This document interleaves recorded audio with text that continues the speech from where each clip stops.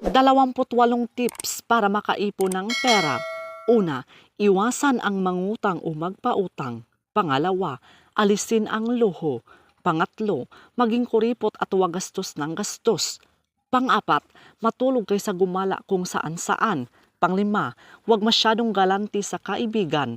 Pang-anim, makontento sa mga bagay na meron ka. Pang-pito, magtabi agad ng ipon sa bawat sweldo o kita. Pang-walo, gumawa ng buwanang budget at sundin ito.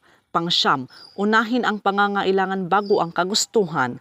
Pang-sampu, magluto sa bahay kaysa laging bumili ng pagkain.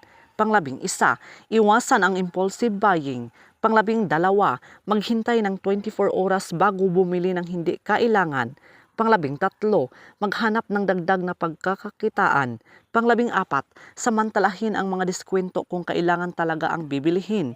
Pang-15, magbaon ng pagkain at tubig kapag aalis. Pang-16, itala ang lahat ng gastusin para alam kung saan napupunta ang pera. Pang-17, magtakda ng malinaw na financial goal. Pang-18, mag-ipon para sa emergency fund. Pang-19, iwasan ang pagbili para lang makisabay sa uso. 20, alagaan ang mga gamit para hindi agad mapalitan.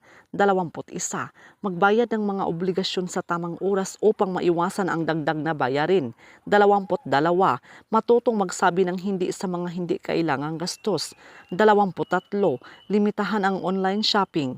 24, mag-invest sa pag-aaral ng mga kasanayang makakadagdag sa kita. 25, matutong makontento at pahalagahan ang simpleng pamumuhay.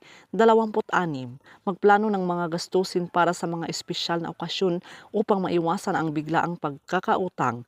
27, turuan ang buong pamilya ng tamang paghawak ng pera upang sabay-sabay kayong umasenso. 28, magkumpara muna ng presyo bago bumili ng anumang bagay. So yun lang po mga kaibigan. So please do subscribe and hit the notification bell para ma-update po kayo sa susunod na mga videos. Maraming salamat.